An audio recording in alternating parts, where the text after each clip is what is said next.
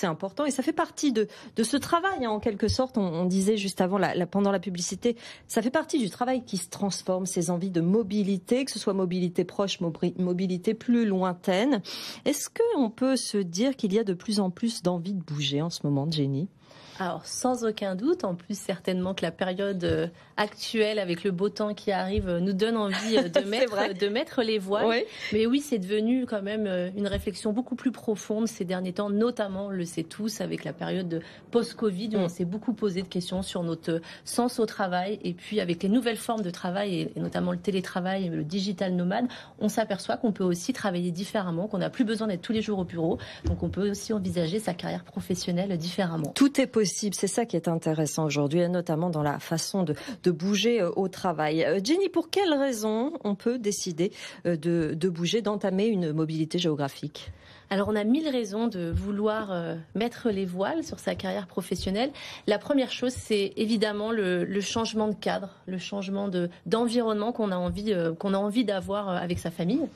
La deuxième raison, c'est l'opportunité de carrière qui va nous amener à avoir cette mobilité en région ou à l'étranger. La troisième raison qui me touche particulièrement parce que je l'ai vécu, c'était de repartir à zéro pour un projet entrepreneurial. Donc moi, avant, j'étais parisienne et je suis partie vivre à Cognac, en Charente, alors que j'étais jamais mis les pieds. Et la dernière raison, c'est en interne, c'est ce qu'on appelle le cross-boarding en entreprise.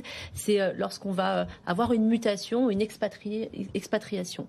Pourquoi la mobilité géographique est-elle clé pour la France, d'après vous, Jenny ?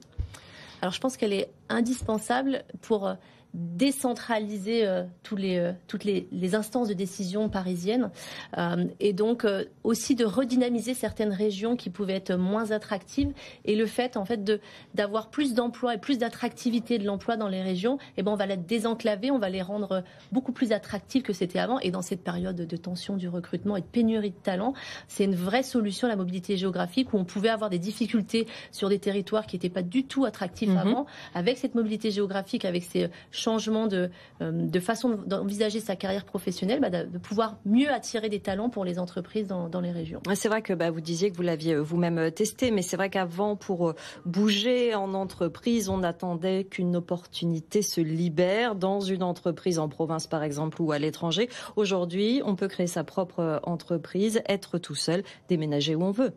Oui, exactement. C'est exactement ça. Il n'y a pas de limite, je crois. Il faut se créer l'opportunité, la saisir, oser. En revanche, bien préparer cette mobilité géographique pour qu'elle soit réussie. On va y revenir évidemment. Quelle est la réalité économique de la mobilité entre régions, Jenny ? Alors la réalité, j'aurais envie de dire qu'on a toujours en tête que les Parisiens sont tous partis ouvrir une ferme en zone rurale. C'est pas tout à fait le cas. Il y a effectivement beaucoup plus de dynamisme qu'il pouvait y avoir. En revanche, si je prends le cas très spécifique de Paris et sa région parisienne, il y a toujours eu, et ça fait 50 ans que ça dure, que Paris perd de la population. En revanche, ça reste quand même la région qui a le plus d'arrivées, mais aussi le plus de départs. Et ça se vit maintenant dans beaucoup plus d'autres régions. La région Rhône-Alpes est aussi une région où on voit qu'il y a une très forte mobilité d'arrivée et de départ. Ce qui est assez nouveau, c'est des régions qui étaient moins attractives avant, comme la Franche-Comté ou le centre Val-de-Loire, où là, aujourd'hui, on a ces régions-là où il y a beaucoup plus de mobilité vers ces régions-là, alors qu'il n'y en avait pas avant. On parle ici souvent de mobilité, effectivement, des grandes villes vers des villes plus petites ou des agglomérations plus petites. Est-ce que l'inverse est vrai aussi ? Est-ce qu'il y a des gens en nombre qui quittent, entre guillemets, leur lieu de vie en province pour se diriger vers Paris, par exemple ? Alors souvent, quand ça se fait dans ce sens-là, c'est plutôt de métropole à métropole, en fait. Ce qu'on peut s'apercevoir, l'INSEE a fait une étude récemment, d'effectivement, quand on vient d'une grande ville, et c'est le cas, si je reprends l'exemple des Parisiens, vous avez 90% des Parisiens qui sont partis de Paris, qui sont restés soit en région parisienne, soit ils sont restés dans des métropoles, en fait. Ah oui. C'est la même chose dans le cas inverse. Quand on vient d'une grande ville, on a plutôt tendance à y rester. Évidemment, on connaît tous quelques personnes qui ont vraiment sauté le pas et qui ont complètement changé de vie. Mais quand même, quand on est urbain, on reste urbain. Et aujourd'hui, on peut le faire partout en France, puisqu'encore une fois, ces métropoles sont en train de grandir. Il n'y a plus uniquement Paris où on peut avoir des opportunités de carrière. Alors, on disait tout à l'heure qu'il fallait bien se préparer. On va un petit peu revenir sur les bonnes pratiques pour réussir sa mobilité professionnelle. Quelles sont-elles, Jenny ? Alors, ce que je crois qui est important pour que ça soit réussi, c'est d'oser. Ça, c'est évidemment le premier principe, parce qu'on rencontre souvent plein de personnes qui nous disent qu'elles rêveraient de faire une mobilité géographique et qui franchissent jamais le pas. Le conseil que je peux leur donner, c'est de bien préparer ça, parce que c'est rassurant. Je vois quelques étapes clés. Évidemment, c'est de bien choisir le lieu où on veut partir. Et pour ça, ça demande de bien se renseigner. Ça demande aussi de faire la différence entre juste j'ai été en vacances une fois et ça m'a beaucoup plu et vraiment y vivre. Et ça, peut-être qu'on y reviendra après. Le deuxième élément, c'est de préparer le terrain. Quand on fait de la mobilité géographique, c'est clairement un changement de vie qui va aussi impacter toute sa famille, son conjoint, ses enfants. Et donc, c'est bien de s'assurer que pour notre entourage, c'est aussi un projet qui est complètement accepté et qu'on va tous ensemble on a la même vision de vie.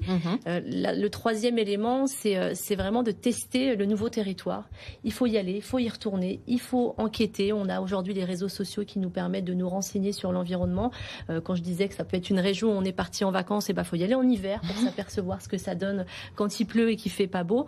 En tous les cas, vraiment avoir un maximum d'informations sur le territoire pour pouvoir prendre la bonne décision, voir les opportunités de marché aussi, c'est-à-dire s'apercevoir quel est le dynamisme économique de cette région en termes d'emploi. Il y a une chose qui est très facile à faire, c'est d'aller sur les sites d'emploi et de taper la ville qui nous intéresserait et de regarder en fait toutes les offres d'emploi qu'il peut y avoir sur ce territoire, toutes les entreprises qui sont aussi présentes, et ça nous donne une vraie réalité. Et puis dernier point que je pourrais souligner, c'est de prendre attache avec les collectivités locales qui sont de plus en plus proactives aussi pour attirer des talents et qui vont faire il y a une guerre de séduction entre les territoires, et les collectivités locales sont très impliquées, font des guides d'accueil, etc., etc. Donc de ne pas hésiter de prendre attache avec elles. Ismaël témoigne sur LinkedIn: je pense qu'il faut cibler un territoire correspondant à vos envies et avec des opportunités. C'est exactement ce que vous venez de dire. En revanche, peut-être que la démarche de mobilité géographique est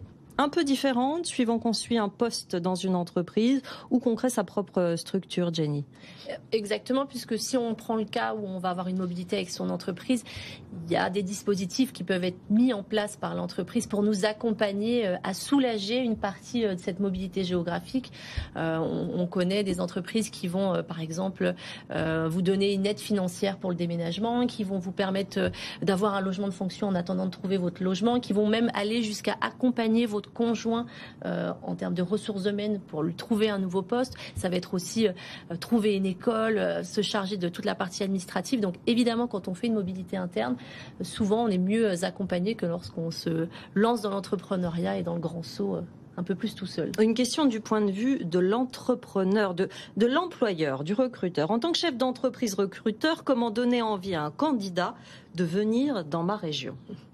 C'est une bonne question, parce que c'est souvent ce que se posent comme question les petites entreprises dans les territoires. Alors déjà, la première chose, c'est que souvent elles se rendent pas compte en fait qu'elles ont des savoir-faire qui sont remarquables et qui doivent être mis en avant, et qu'elles ont aussi des régions qui ont beaucoup d'atouts.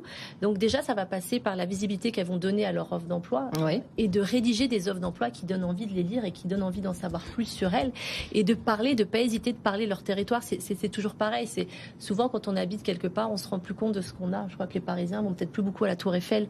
C'est un peu ça dans les régions aussi. Donc de pas oublier, bien sûr, quand on habite quelque part, et avant tout les entreprises, de mettre en avant son territoire, de mettre en avant ses atouts et de donner envie. Ça va être le préalable après à plein d'autres choses qu'elles peuvent faire, notamment être visibles sur les réseaux sociaux, avoir une page Instagram pour parler d'elles, pourquoi pas. Communiquer. Mais c'est intéressant ce que vous dites sur la visibilité des offres et de l'activité, parce que vous parliez tout à l'heure aussi d'avantages offerts finalement à la personne qui va venir, à son conjoint, des facilités de déménagement, mais ça c'est quand même à très court terme.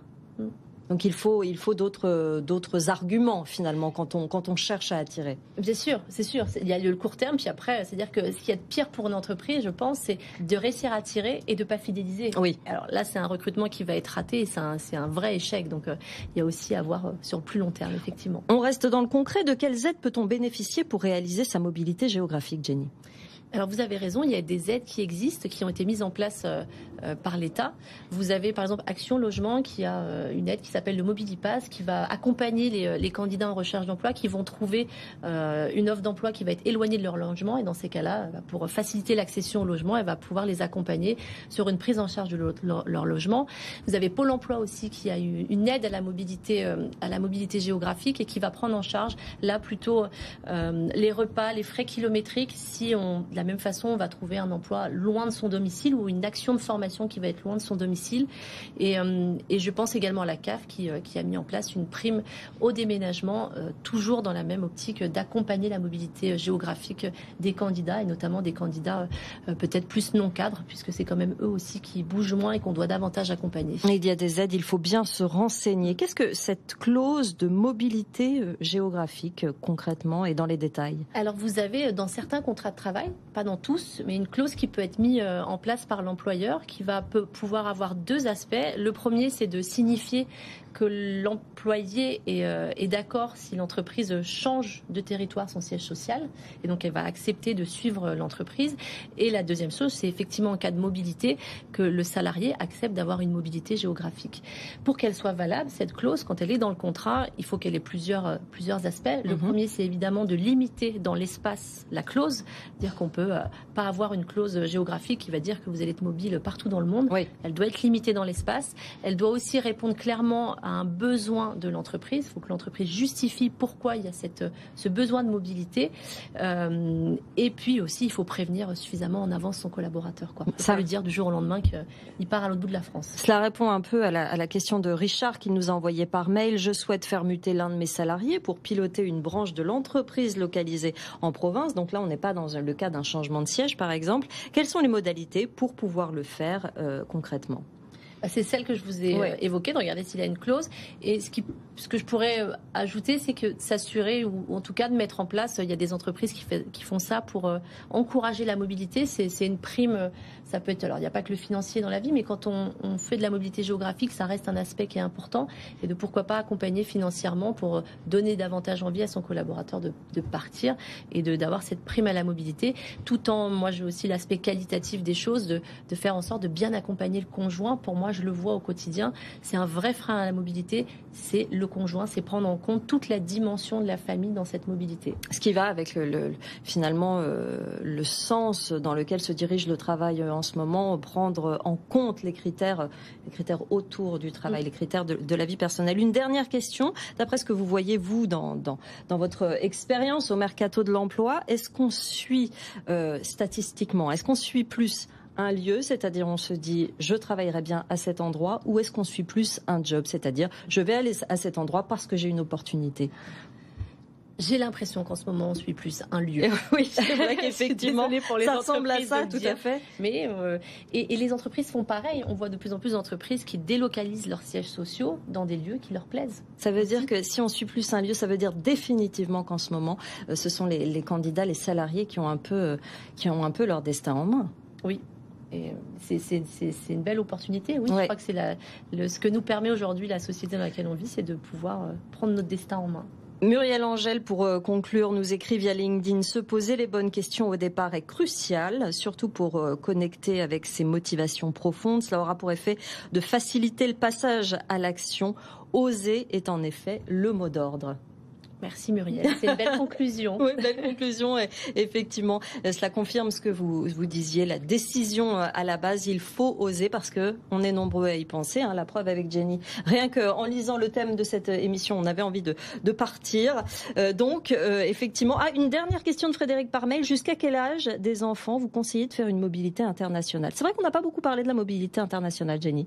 C'est vrai. Je crois que la mobilité internationale, c'est une très très belle expérience pour nos enfants. Oui. Et qu'on peut le faire à tout âge, évidemment jusqu'à temps qu'ils soient majeurs, mais qu'ils soient au collège, au lycée, ça va être des expériences extrêmement enrichissantes pour eux, même quand ils sont tout petits. Moi, j'ai des enfants tout petits et j'ai qu'une envie, c'est de partir à l'étranger avec eux. Donc tant qu'ils ont envie de nous suivre, je crois que ça peut être ça la réponse aussi. On peut dire aussi aux employeurs qu'il faut de toute façon bien encadrer ces départs et effectivement bien, comme on le disait tout à l'heure, s'occuper de la famille, c'est très important dans le cadre de cette mobilité géographique. Merci Jenny Gauthier d'être venue nous voir, Sandra. Directrice générale du Mercato de l'emploi. Nous reviendrons sur ces questions bien sûr dans une prochaine émission parce que vous avez beaucoup de questions sur le sujet. Et si vous avez à nous les poser, vous nous écrivez à cette adresse avec vous @bfmbusiness.fr. On y répond en direct dans cette émission ainsi que à vos messages que vous nous envoyez sur les réseaux sociaux LinkedIn, YouTube, Facebook.